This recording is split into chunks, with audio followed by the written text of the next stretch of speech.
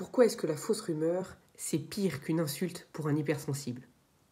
Parce que les hypersensibles, quand ils sont victimes de fausses rumeurs, souvent négatives à leur sujet, non seulement ils n'arrivent pas à comprendre pourquoi une personne peut être mal intentionnée au point de mentir sur elle, mais en plus, elles s'auto-persuadent que l'intention de l'autre est de leur nuire et de les anéantir.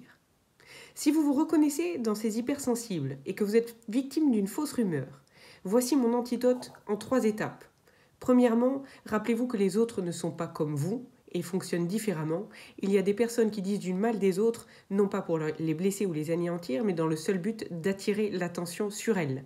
C'est le principe du triangle de Karpman. Il y a des gens qui utilisent la stratégie de la victimisation pour attirer sur elles tous les regards. 2.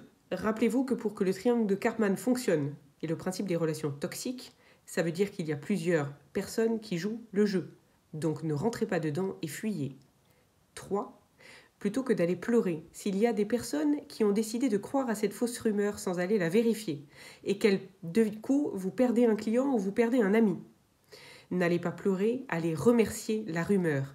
Ne perdez pas de l'énergie à aller convaincre les personnes qui sont en train de vous fuir que ce que vous avez entendu dire sur vous n'était pas la vérité.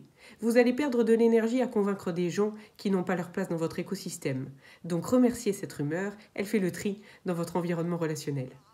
Dans tous les cas, rappelez-vous que vous êtes formidable, que vous faites de votre mieux avec ce que vous êtes, et je vous souhaite une excellente journée.